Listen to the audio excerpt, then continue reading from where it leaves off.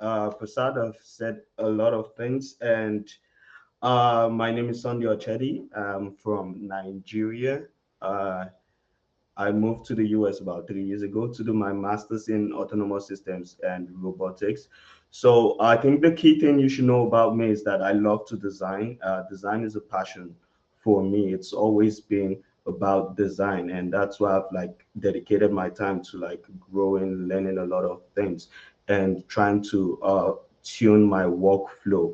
My workflow, it's not really straightforward because it depends on the project. I have certain ways I do things, but depending on the project, I can change like switch.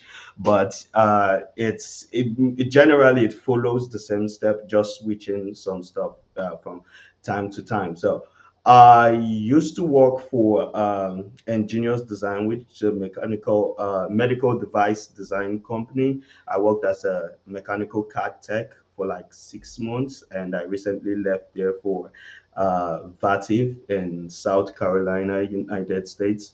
And I'm working here as a mechanical engineer where we design like power distribution devices for like data centers and stuff like that. So I just started. I'm still in the onboarding phase. Uh, but that's that about me. But the major thing you should take away is I love to design, and you can always like link up with me on LinkedIn. I share a lot of like personal projects I work on, and I also try to like answer like questions from students. If you do have any question, you can always reach out to me. I might not answer immediately, but I try to, especially like Saturdays, I try to like go through my LinkedIn and give answers to questions that people ask me. So today I'll be walking through like my design workflow, starting from concept and then to prototypes, and also give a little tip on like manufacturing constraints and things you should consider with the type of manufacturing method you're using, and then how that affects your design. So in my PowerPoint right now is not really that straightforward. There are not a lot of writings. There are a lot of images, and so I'll be doing a lot of explaining instead. And while you look at the beautiful images I have, and for this presentation, I'll be working with two projects I worked on. So the projects are not completed, and I don't know if any of you here watched my SolidWorks session. One of the project I used there, I'll be talking using that here as well. But I joined something else so you can see like the difference between uh, both projects and what I did for each of them.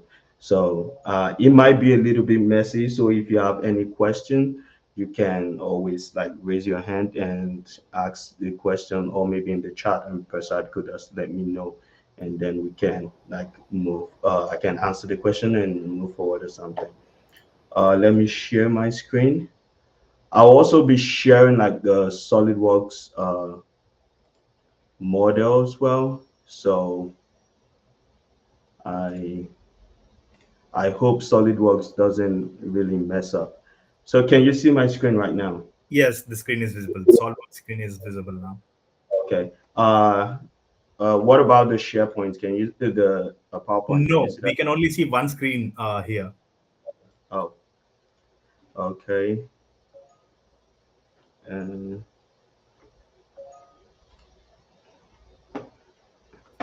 let me start with the PowerPoint, and then we move to SolidWorks. Okay, so these are the two designs I'll be talking about. The one on the left is an enclosure I did for a project I did while I was in doing my master's degree in Illinois Tech. It's the enclosure to house a motor controller, the Arduino board, and like my power supply system, and some other electronics, including like the plug and your buttons to like turn on and off. And the one on the right is a monitor light bar. I'm still working on this design. It's almost complete, but I've left it for like a long time because of I keep getting a lot of new tasks to do, work, and some other stuff.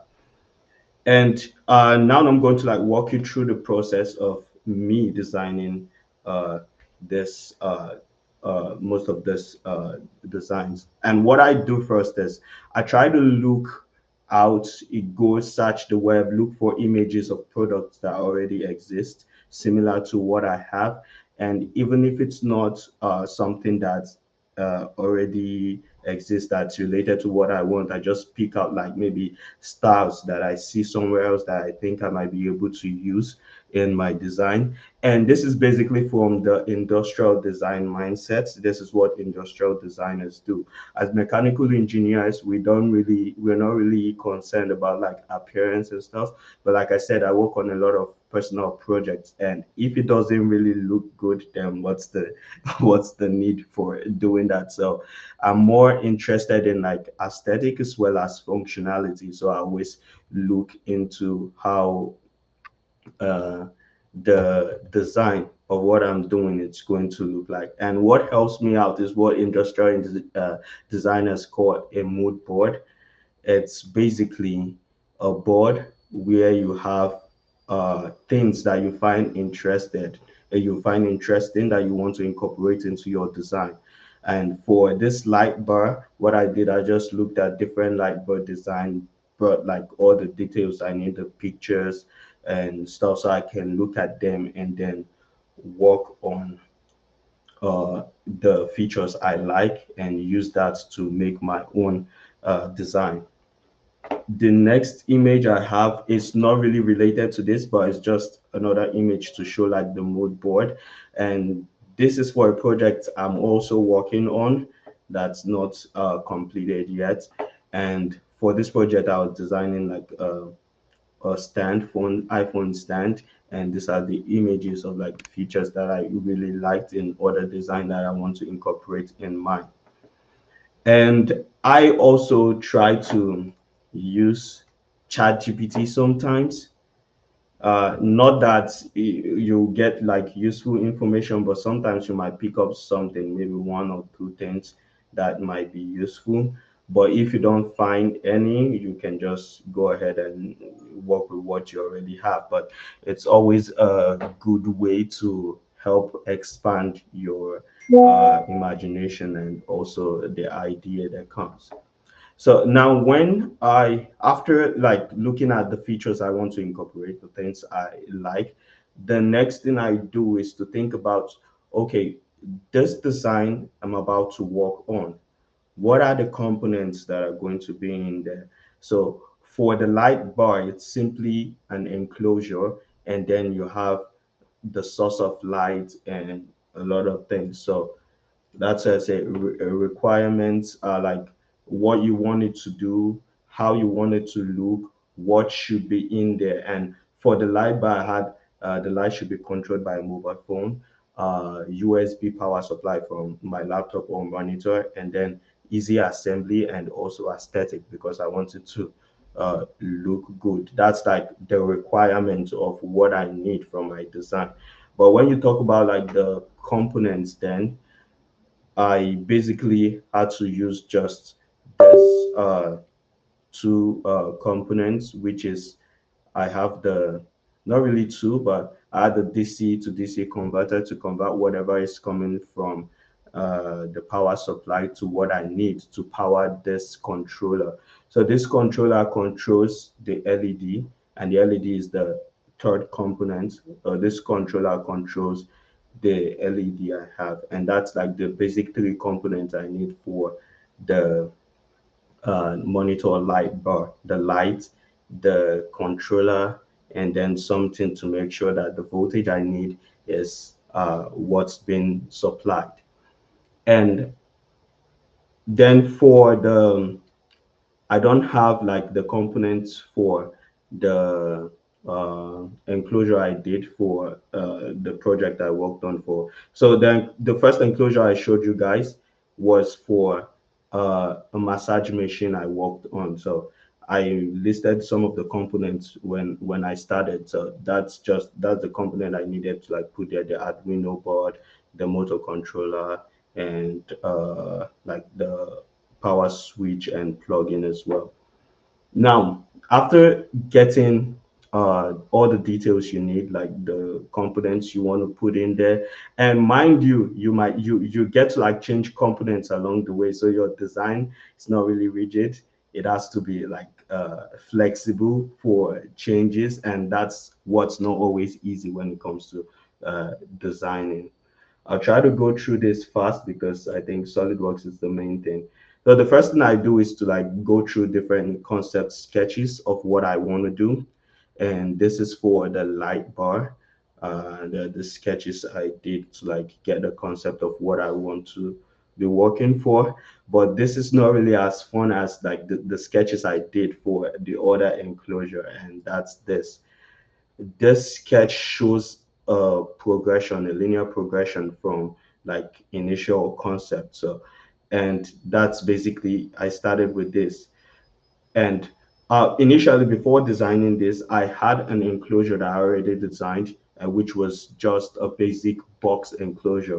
And I wanted to change it to something unique and also improve like thermal and the thermal efficiency of the box, because I had a power supply, and the initial one, the power supply was in the box, and cooling might be a bit of a problem. So I took inspiration from this Ender 3, Creo Ender 3 printer that had the power supply outside that you can easily, air can easily blow on it. So that's where I took inspiration for.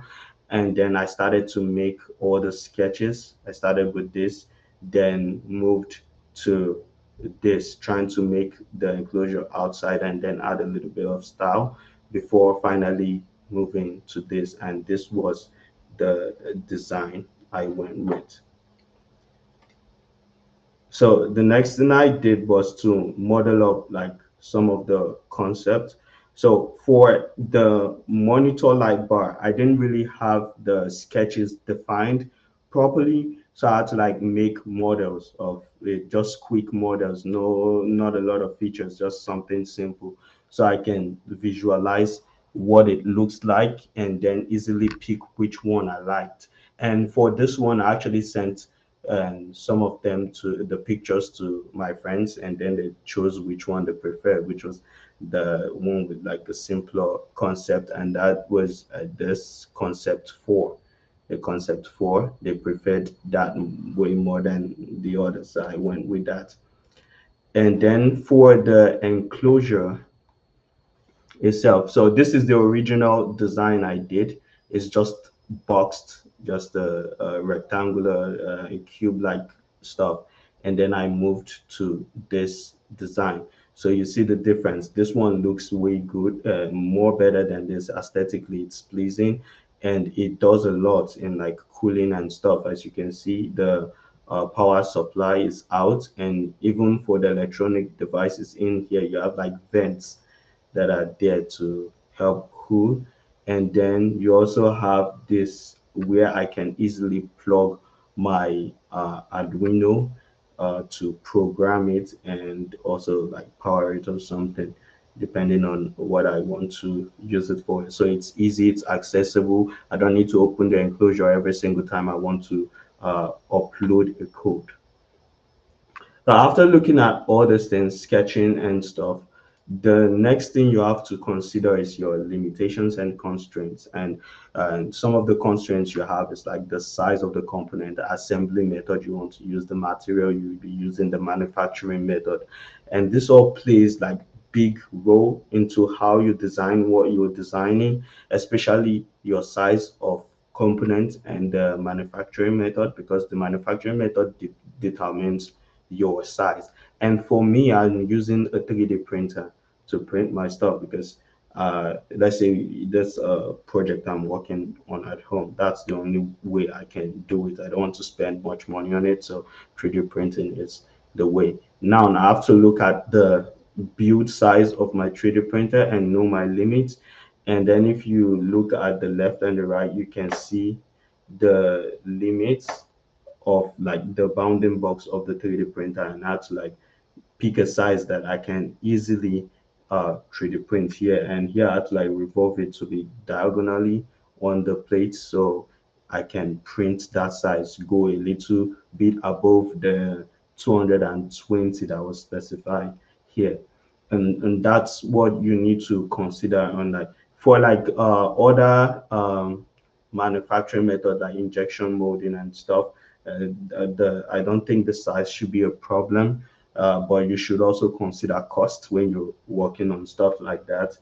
And then the material is something that's important. You can pick the material depending on what you'll be working on, like the thermal needs, the strength of the stuff. But material sometimes it's a little bit flexible. You can pick it when you're done with your stuff or when you're close to. And then the way you design it also helps. When you choose the material, you can easily increase the thickness of your enclosure or reduce it depending on how strong the material is and so on.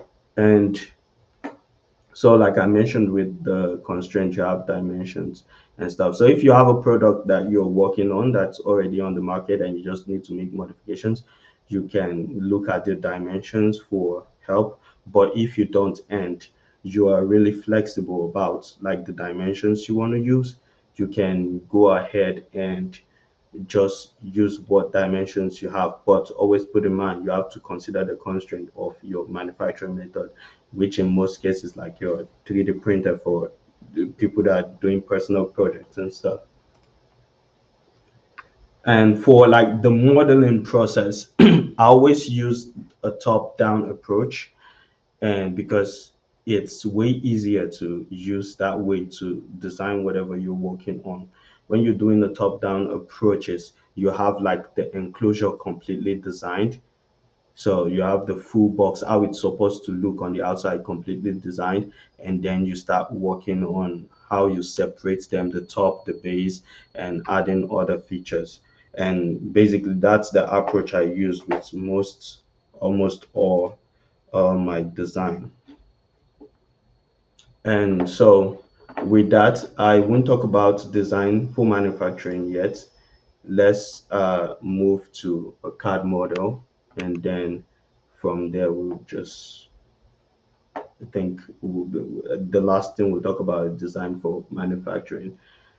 And so I'm going to talk a little bit about like the snap fit screws and then glues. This is the way you want to assemble your components. And it basically depends on how you want your stuff to be. Glues are generally not too advisable, but a lot of companies use it, like iPhone, they use it a lot. And screws is something that's way easier, it's cheaper in most cases. Snap it can be a little expensive depending on how you're designing, especially when it comes to like for injection molding stuff. So for now, I'm going to stop sharing and then switch to uh, share the SolidWorks screen now.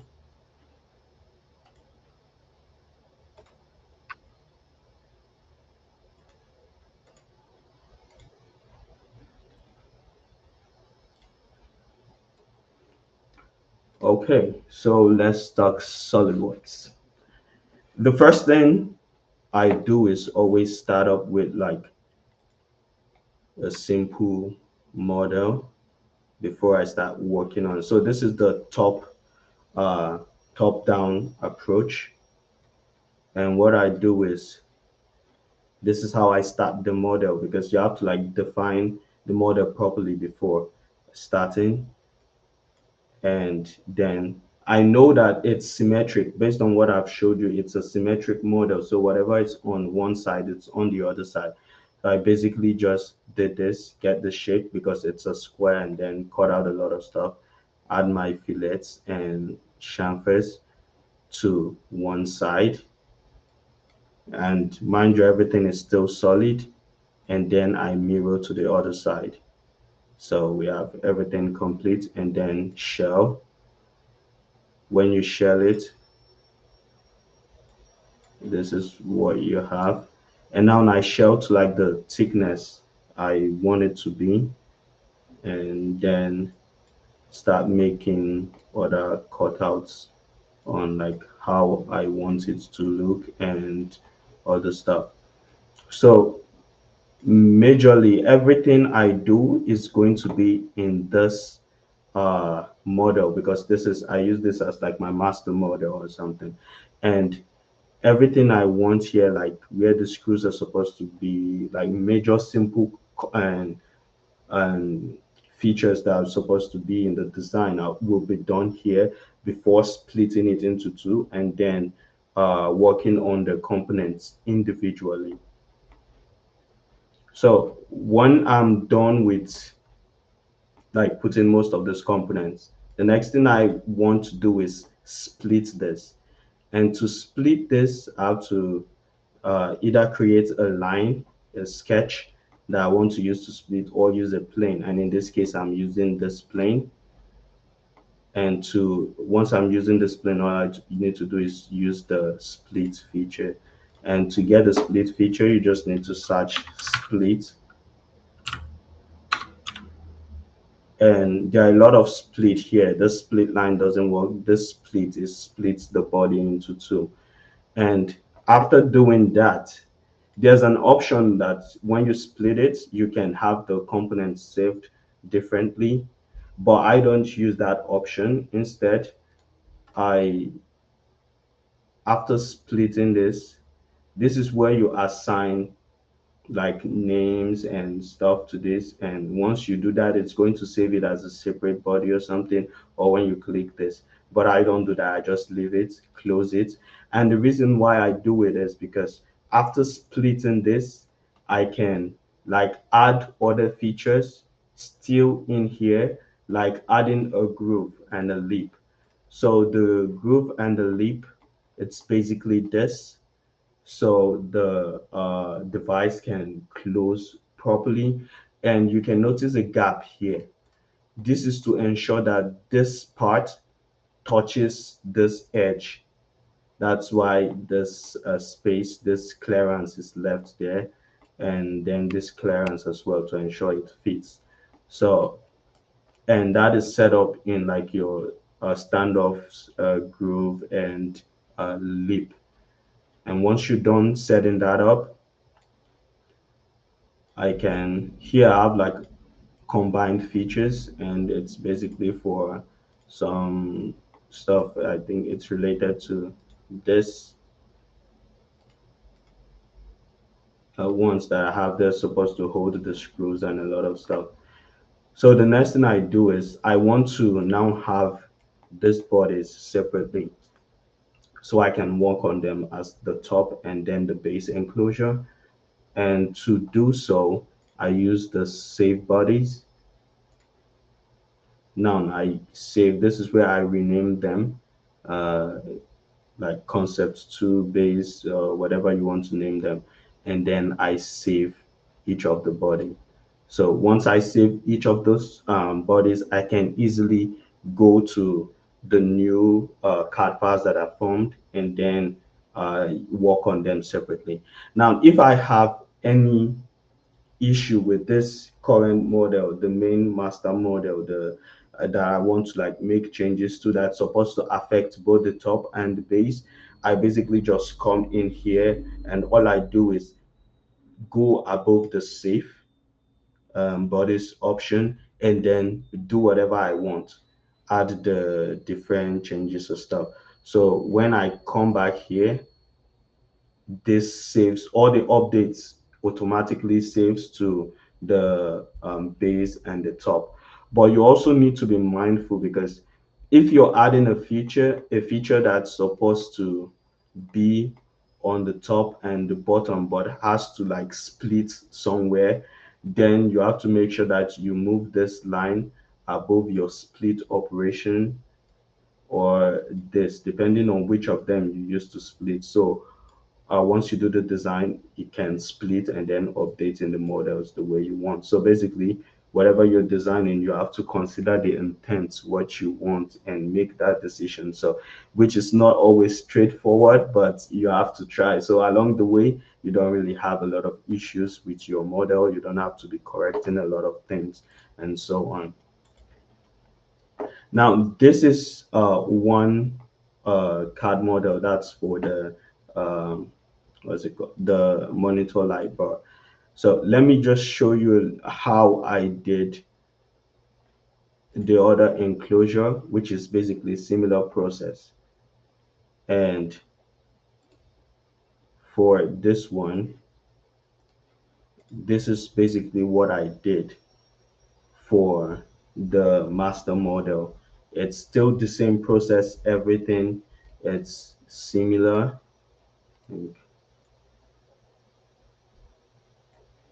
And this one, this is how I started it, just a box. And then I started cutting out how it should look like, adding fillets and stuff, and so on and so forth. So it's, and you notice the this is where I have my split to split it into top and bottom, and my lip and groove always comes after my split, because that's how you like make sure the two top and the base and the top easily mates together. That's why it's always this way. So I can see there are a few questions. Is that something you can answer right now, or we leave it to the end? Absolutely, it's something. Okay, okay. Let me take a look at it. The first question is, do you consider electronics in your design from Al Miqdad Al Anasi? Can you repeat that, please? Do you consider electronics in your design?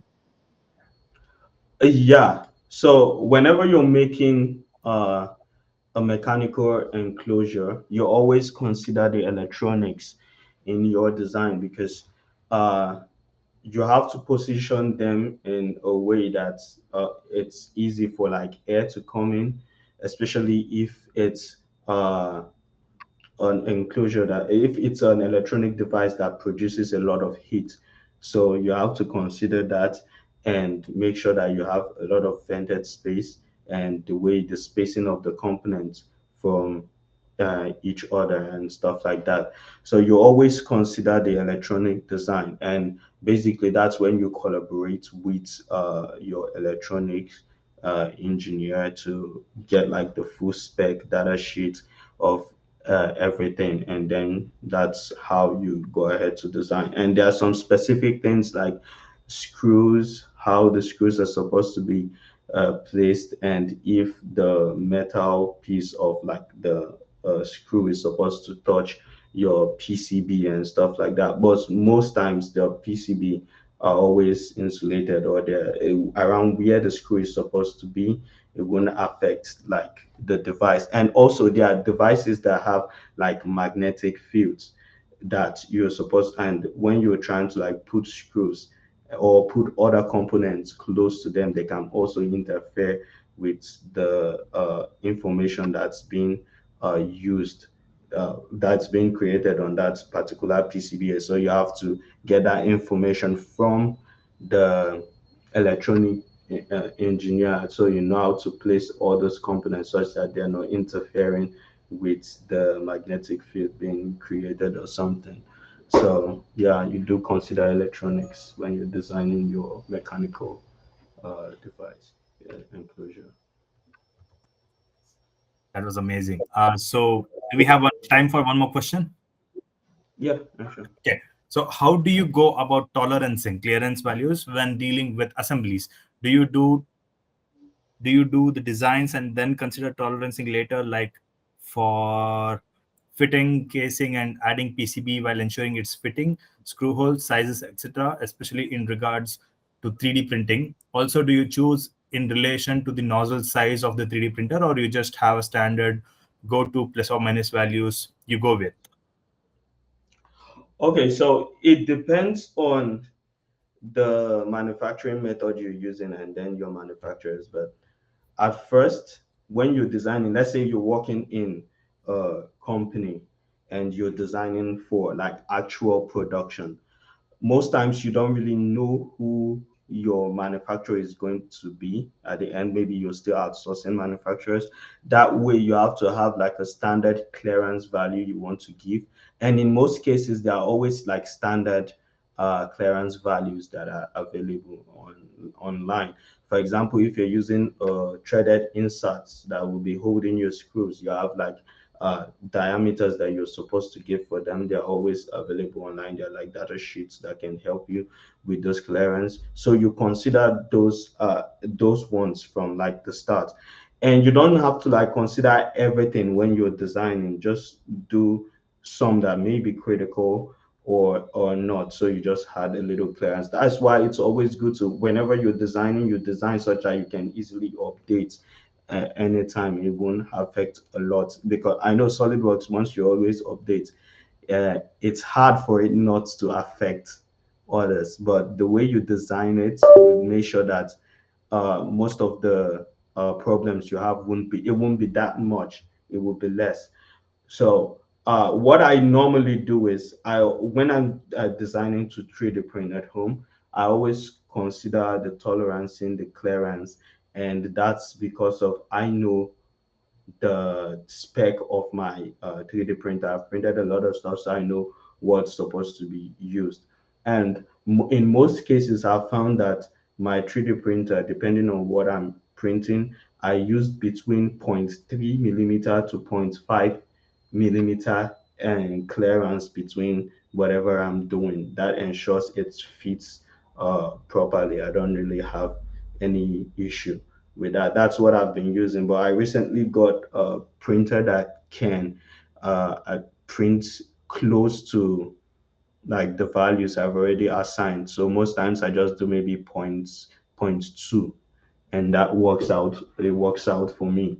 And so basically it's just what you're designing to you're designing something to be manufactured by a particular method. If you know what the clearance should be, what like the tolerance level they have, like their machine, if it's able to like fit within this range and that range, you can use that while you're designing. But if you don't know, just use a general clearance or tolerance you can find online, and then after you're done, you speak with your manufacturer. You guys can talk through what kind of tooling they have and stuff like that, and the tolerance they can be able to achieve, and how it's going to affect your cost. Because the more precise you want your stuff to be, the more you're going to pay.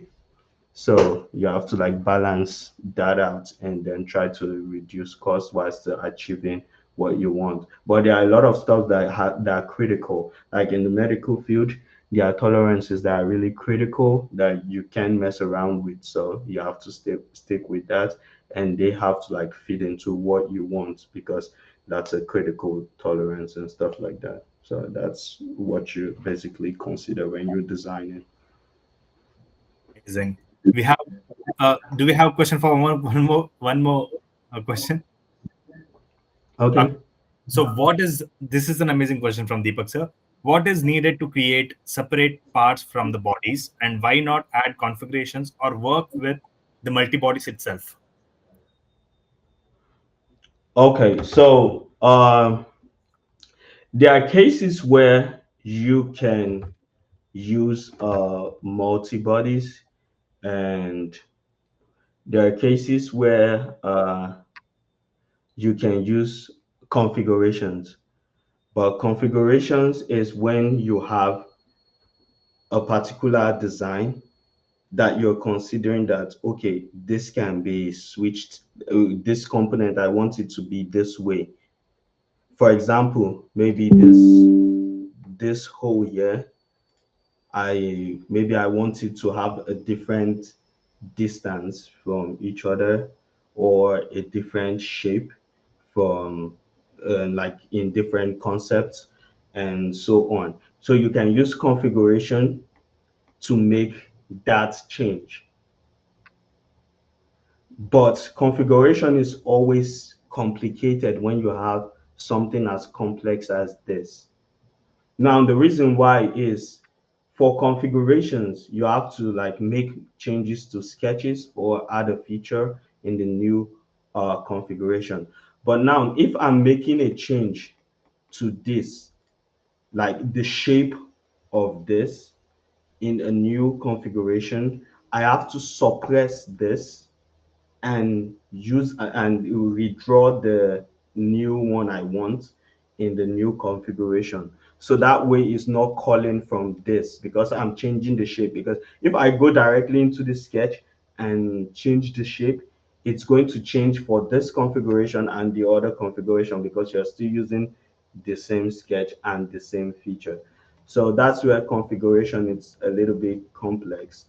And I I wish I'm able to like show you something I worked on, but I can't because I don't have access to it and it's kind of like confidential. And in that case, I worked on a design, an enclosure, and I developed and I think 5 different concepts. And I always started with the master model. So my master model had 5 different concepts. I split those models into like top and base, and the top and base each had 5 different concepts because they are dragging from the master model itself. And now the top and base, each of those configurations had like different ways of positioning stuff in each of them. And that got really, really complicated because of the way it was dragging like features from the other one and stuff. So I had to like suppress features, create new features so it doesn't affect the other one. And so it depends on what you're working for. For simple cases, it's easy to go. For more complex design, it's not that easy, but you can do that. But you can't use configuration for like top and bottom and like the top and the base design using the same configuration in this. You have to go with like your master model split, or you design the parts separately, the top in a new part, the base in a different part. That works, but it's not always easy. You will have a lot of problem with like making how will I put it? You have a lot of problem with like making the stuff match together, and you have issues with dimensioning the whole body because you here you can easily just do everything and then split it. But when you're doing separate part, you have to constantly be checking this dimension, go back to this, check the dimension, put them in an assembly and see if they fit. It's way easier to make modification with just this and then split it and know that you're working on the base and the top and so on. As for multi-bodies, multi-bodies can work, but it's I think it's way easier to go with this because if you do your multi-body, let's say we did this first and then we added this, then we'll need to have like 2 separate shell features to shell this and then to shell this so they can have like complete this. You don't want to complicate things that way. So it's easier to just make them one body. You do your shell and then you shell everything completely, and you can easily make things match and then you split it to where you want to split it. So multi-body design, it's a good way to go, but it's always good to use this. This is simpler. It's just one component split into 2.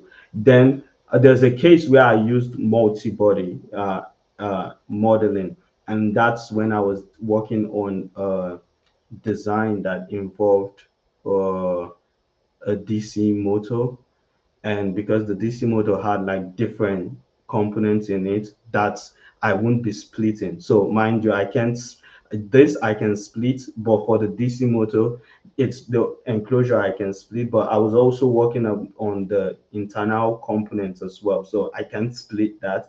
And so in order for me to make sure that all these things I can easily make changes to them, make them match and stuff like that, I use multi-body to design that. I designed the enclosure as just one body, designed the shaft as a separate body, designed the coiling and stuff as a separate body, and then the I think the bobbins that are supposed to wind the coils around. I designed that as a separate body. So that way, what I need to do is just to export that body out. I think what how you can do that is kind of like, I think, insert in. I don't know if you can see the option showing here. Oh, it's not showing up here. But when you right click, there's an option called insert into new part. That way you can save the particular body to a new part. And that's how I used to work on that DC motor. I just saved each of them, the shaft into a new part, saved the other one into a new part, and then assembled them in a new assembly. Now, why this the multi-body helped me and the master model stuff is, if I want to make a change to a particular just one of those component, I could go back to my multi-body design, that's the master model I'm using, and make that change. And based on the way I connected my sketches and stuff, it will update the rest of the model. So I don't have to like do a lot of work like updating just one component and going to each of the other components to update. But once I do that with the multi-body, it updates. So I would say like things you should consider using multi-body for if you're using working on more than two bodies. For enclosure like this, which is just two parts, you can use your normal just straight up model. Even if I'm splitting this into three parts, I can still use the normal model. But if I'm adding another component in here, then using multi-body would be the best way to go. But since I'm not, and I'm going to add my components in like the assembly and stuff, this is the way to go here. And Deepak sir has sent another clarification on that question. So he meant to say that instead of creating two separate parts, you can add configuration for the two bodies and make the required additional changes to them for manufacturing instead of creating an external reference and handling three different files. I think you mentioned it earlier when you were saying about how how we can do configurations and multi-bodies as well, but why you chose to do this. Can you repeat the question again? There's No, something as he in, said. no, Yeah. he said just the same thing what you said earlier. Like, instead of creating two separate parts, you can add configurations for the two bodies and make the required additional changes to each of them based on the type of manufacturing what you earlier mentioned. Okay, yeah. So yeah, you can do that when you're trying to like move from the one you have and then to uh the what's it called, the manufacturing stuff. So you still have your main stuff, and then the second configuration could be your manufacturing, the one that will be manufactured depending on whatever you're doing. And So yeah, we have two more questions. One is from Tanveer. Is it possible to make elastic rubber band in SolidWorks? elastic rubber band. I've never tried that. So whatever you're designing, it's going to be rigid in SolidWorks, but except maybe you want to use simulation to see how that works. But the idea is you have to think of it as it being flexible. So your mind has to reason this is flexible, but SolidWorks shows you that it's rigid. So it's kind of That's like the divisional state. So, like Ochedi said, you cannot design something and then try to elongate it in normal design. You have to have simulations. You can do numerous simulations on any solid body. It doesn't matter. Like, you can do sheet metal simulation. Just change the material, it will become a sheet metal. Change the material to elastic, it will become elastic. So in simulations, yes, absolutely. But while designing, you have to think of it as an elongated elastic band or whatever it is. You cannot just do a small rubber band and then try to fit inside the model. So think that the rubber band is already covering the model and then design it similarly. So yeah, the next question is, could you share the online resources you usually use when determining tolerance values? Okay, so I don't really have like a go-to. I just, depending on what I'm doing, I just search online and then find out what I'm using. But another good help is ChatGPT, because when you're trying to like walk fast, it's easy for you to get answers from ChatGPT. So I always use ChatGPT as a quick way of like getting resources to do something. And then when you're done to a particular extent, or you need real good information, it's always good to talk to a manufacturer, depending on like what company you are working with or stuff. Some companies have their manufacturers in-house, so you can easily talk to a manufacturing engineer and they'll give you basically like the tolerances and stuff that you need to use there. But generally you can use online this, but I advise use ChatGPT. It's way faster and it helps you speed up what you're doing. You don't have to wait long or like research, go through a lot of stuff and so on. And so that's my advice. So I will share some, references. There is an amazing AI tool that's called Drafter. Uh, Mhm. yeah, just a minute. I'll share that in the chat. In the meantime, you can continue with the session, Sunday Ochedi. Okay. So I've basically shown you guys the master modeling process. So now I'm going to jump into like the components in the assembly and the individual parts. Let me just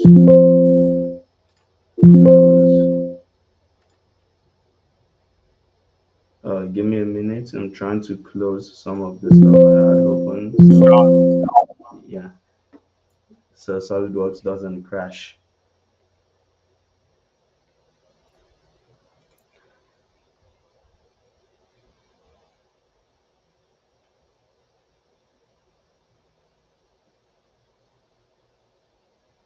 Okay, so this is the assembly of the enclosure I did for the massage machine with all the components in here. And let me just make it transparent so you can see all the electronic components, everything in place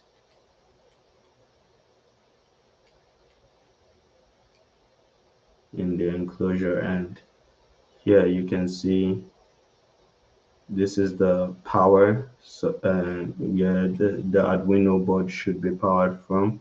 That's if I'm not using any other. And then this is where I can connect my USB to. If I hide this, these are how the components are positioned. Now this is outside the enclosure, so it can easily be cooled. And then the enclosure is well ventilated, so don't have problem with heating and stuff. Now let me open this, the top. So as you can see, the top doesn't have much features here. And that's because I've done most of the design in the master model itself. That's why we don't have much features here. As you can see, this stock enclosure is what's been called from the master model, and this is what I designed. I have the vents, everything. So the only thing I added in this model, it's this, which is the mounting bus for screws, and then some this thing fillets and stuff.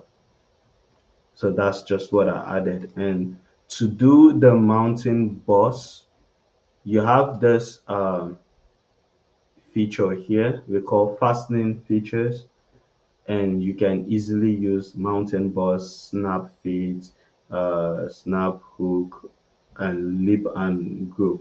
So basically, when you're designing an enclosure, you need most of these features here. And remember, I showed you guys the lip and groove, which is basically this, how they meet together, and that's the feature you use for it, the lip and groove. It does both for both the top and the base at with just one tool. You can easily do that. And then for the mountain bus, which is this is how it looks like.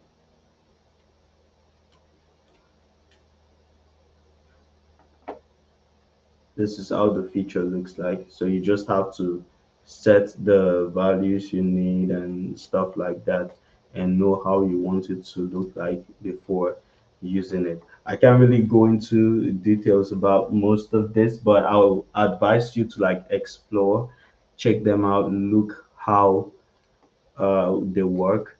But it's a very easy tool to use, and it's very intuitive. So once you get into it, you can easily do whatever you want, because there are instructions here showing you what dimensions you can mess with. And this is a very good tool, because when you're always doing your your mounting boss for your screws, you most times need does things for support when the bus is supposed to be long. Like you can see, this is kind of long, so these things help to support. And you also use that for like when you're 3D printing, you can use that. You can choose not to if you're just prototyping, but mostly for like real products, you have to put the fins depending on how long it is to help support. And there's a rule you're supposed to follow with how thick this is supposed to be, the rib here, because it's supposed to be a little less than the thickness of the enclosure itself. But that rule is basically from injection molding, when you're considering injection molding. And I think it's like this thickness is supposed to be like between 50 to 60% of your actual thickness. So if your thickness is like 2 millimeter, this thickness could be from like 1 millimeter to 1.2 millimeter or so. And that's how you kind of like 1.2 or 1.4. And that's how you kind of like gauge the thickness of that. But that's for injection molding. So now let's take a look at the base.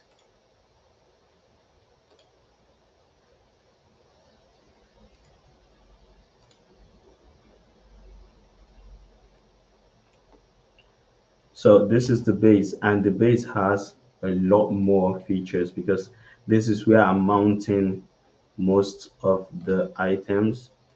And oops, I think my SolidWorks just froze a little.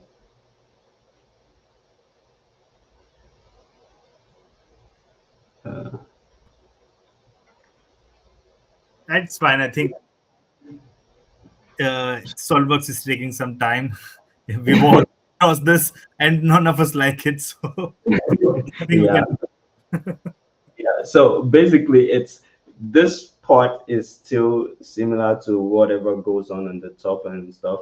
This only has more features, because as you can see the different bosses that are extended, and it's because this is where most of the components are going to be held. So depending on, there are cases where you can hold some of your components to the top of your design, but you have to also consider like the forces that will be acting on it and stuff. And gravity is one of your force that will be acting on it. So you can't actually try to bolt a heavy object to the top of this enclosure. This enclosure is not supposed to be heavy. It's not supposed to be that strong. If it's a metal piece, that's a different case. You can attach some things, and not all metal piece, because like some sheet metals are very light, some are thick, depending on the application you want to use it for. But that's generally the case, and that's basically how you do your top and top down model approach. You have like the main stuff, and then you split it, and then start modeling the separate things that's supposed to be in the base, and then the top as well. um that's too bad. Okay, so we're back. Yep. Now, when you want, for example, this is what I want to be produced injection molded. Now, so if I design this without putting draft angles, let me take this up here. This is what I have without draft angles. This cannot be manufactured, because a draft angles are basically needed. So once the mold is made, once the part is like created, you can easily pull out the mold too, and it won't affect the part you just made. It can just slide right out easily, and that's why you use draft angle. And how the problem now is, okay, how do you design your put your draft angles to ensure that they are suitable for like the manufacturing method and stuff. So there's this tool in SolidWorks. When you go to the evaluate tab, you see the draft analysis that should help you with your drafting. So when I click on draft analysis, I'll think about, okay, what is the degree of degree of draft I want to put on this stuff. Now, draft angles can vary from like zero point 0.5 to 10 to 10 degrees, depending on what you're designing, depending on like the texture of the surface of what you want to produce and the material, like shrinking and stuff. And that will also be defined by a little bit by your manufacturer, because you talk to them, they'll tell you about shrinkage and stuff and things to consider. So in that way, for now, let's put 1 millimeter as the draft. Okay, sorry, you're supposed to choose a plane, the draft plane, and here I'm going to choose this surface. So what this basically means is where like the end face or something. So I can pick this or I can pick this one. So it's basically the end face of whatever you're molding or something. I know end face, I said it's not really like the right terminology, but I'm not really getting the terminology to say, so I'm just using it as end face. But it's the plane basically that your draft is supposed to start from. Yeah. And then this direction shows like what direction you're supposed to like the molding is supposed to happen. Like what direction are you pulling your molds away from?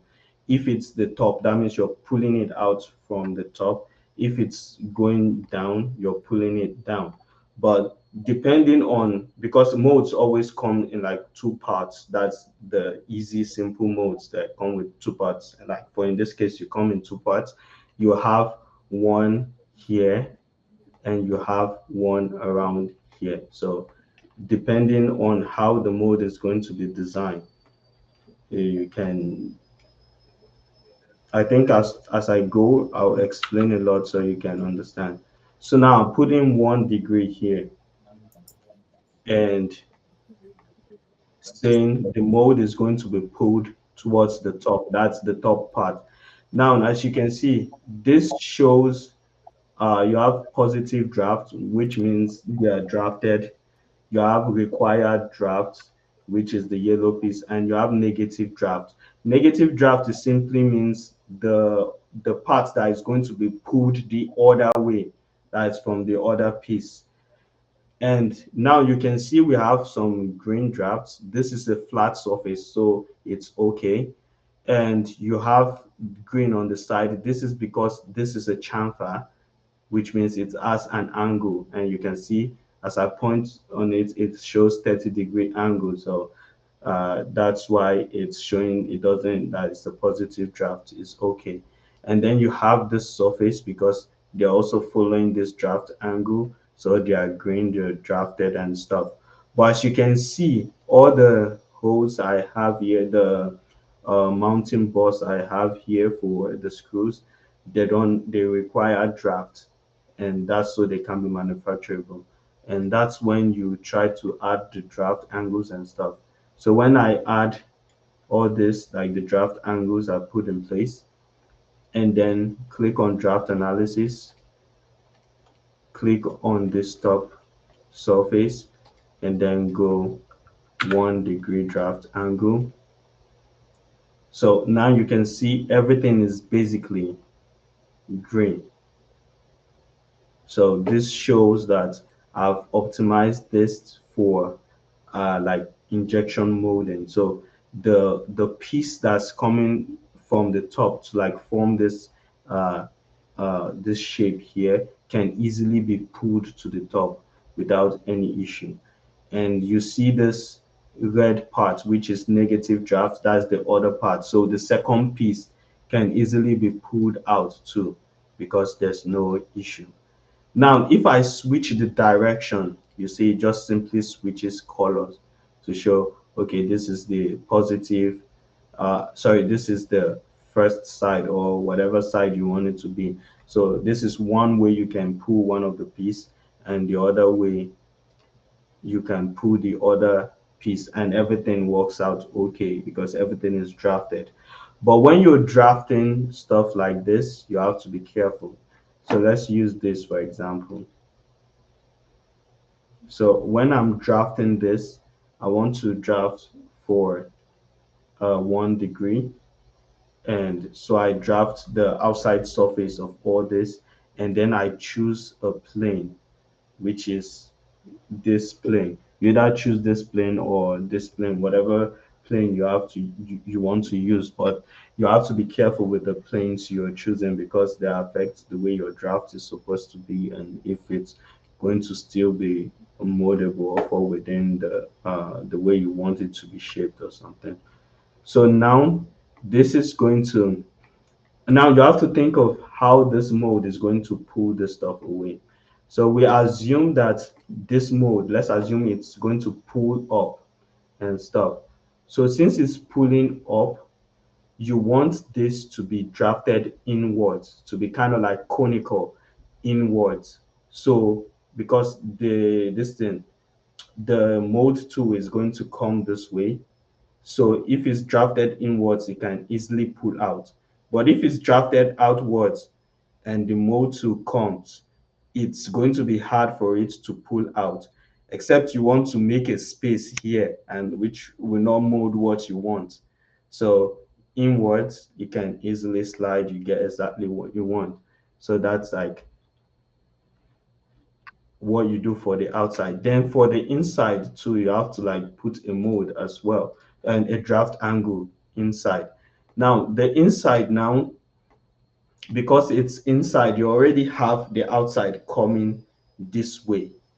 The inside can't have it coming this way because if you have it coming this way, you have something like this in the inside, no, something like this in the inside because it's bent this way. And if you have it, you can't put, like, you can't bring this out because the cone would have a wider base, so you can't bring it out. So what you have to do is to make it this way inside. So it's like an invert of what you have in the outside. The outside was this way, so the inside will be this way, which means you have like a slimmer edge around here, and that's why we have this. If I section this,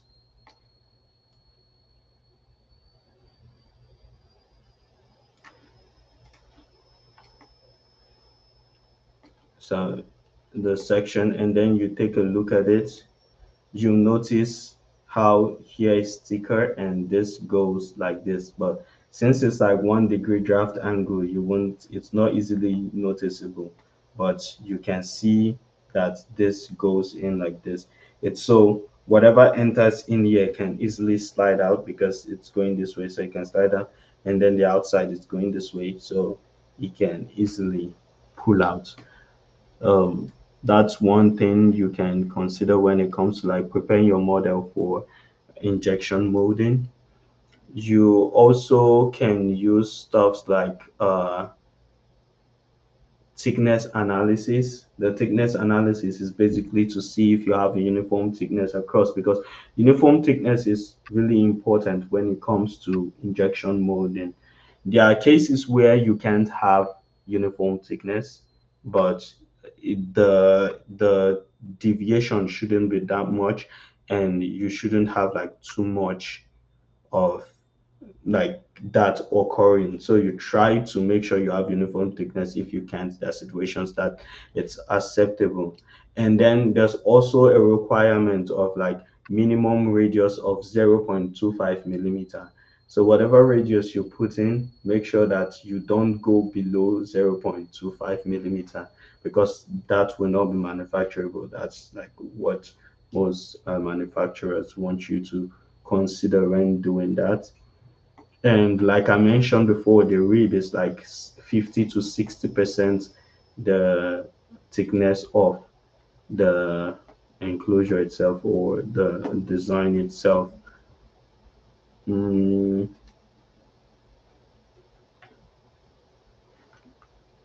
okay. So let me share this.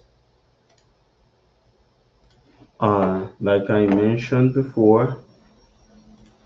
So can you see my PowerPoint now? Yes, yes, yes, we can. Okay. So this is some of like the stuff you consider for injection molding when you're doing the FM. So I have had a draft angle of 1 degree to 3 degree for easy ejection, depending on like the texture. But this 1 to 3 degree is mostly what's used most times for whatever design. But like I said, because of texture and a lot of stuff, you can have from zero point 0.5. I've had cases where they I was asked to use zero point 0.5 degrees. So you can use zero point 0.5 to 10. That's depending on some cases, but most times you see people using 1 to like 3 degrees. And SolidWorks to draft analysis helps out for like the draft angles. Then you have to keep a uniform wall thickness. And for like injection molding, they always tell you to use like a wall thickness of between 1 to like 4 millimeters. So anywhere within that range you can use with any material you have. And you can do like thickness analysis, like I mentioned, using the thickness analysis tool in SolidWorks. And I said your fillets should not be less than 0.25, that is 0.25 millimeters. And you should use fillets for almost all edges because you don't want edges in your design because of it's not going to be easy to remove it from a mold. So anywhere you don't put a fillet in, you have an edge and you don't put a fillet, the manufacturers will automatically put a fillet in the tool for you because without that it won't be able to eject, and now they'll be the one to choose that fillet for you. So it's always best you do yours so you know that what you're choosing conforms to like your design and fits into everything you're doing. um Then parting line locations. Basically, your parting line is basically like the plane you're choosing for your drafting angle. Like you guys noticed, I picked like a point uh, on the distant base enclosure, and that's where my drafting angles are supposed to take their distant angles from and stuff like that. So that's also where the parting line is going to be when you're molding and stuff like that. And then you have the ribs. Ribs should be it's between 50 and 60% wall thickness. So between 50 to 60% or whatever you have at your wall thickness, that's it. And then ensure clearance for mating parts and stuff. Then you always prototype with your 3D printer before like tooling and stuff to help see it's how it's going to look and stuff. You can also try silicone molding as well, or this raising printing to like your SLA and your SLS stuff because they are more like accurate than your FDM printers. You can try that as well to kind of like help you visualize like your tolerances and stuff like that if they're within uh, a suitable amount or something because you get finer prints with those process and they are like really really close to what you get from injection molding, especially like silicone mold are more close to like what you get from injection molding and they're way cheaper. Mhm. I think that should be all, but let me just show you guys this because I mentioned uh I mentioned that you shouldn't like put your components to the top of your enclosure or something. And one of the case where I did was this. So I piece.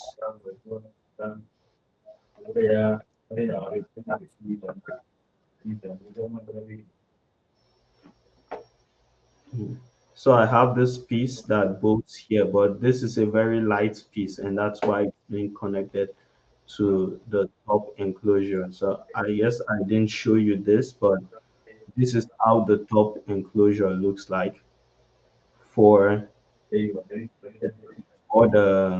monitor light bar. And as you can see, you notice here, I don't have ribs or fins that's supporting this, and this is because it's short. I just left it that way. But these other ones, they have ribs and stuff. So let me do the draft analysis for this. This will be from here, and then I'll do 1 degree. So you can see now this is drafted here, and this is pulling up. Now, in this case, unlike the other case whereby I'm pulling everything up, I had to have like this draft angle inwards and then the inner draft angle going this way.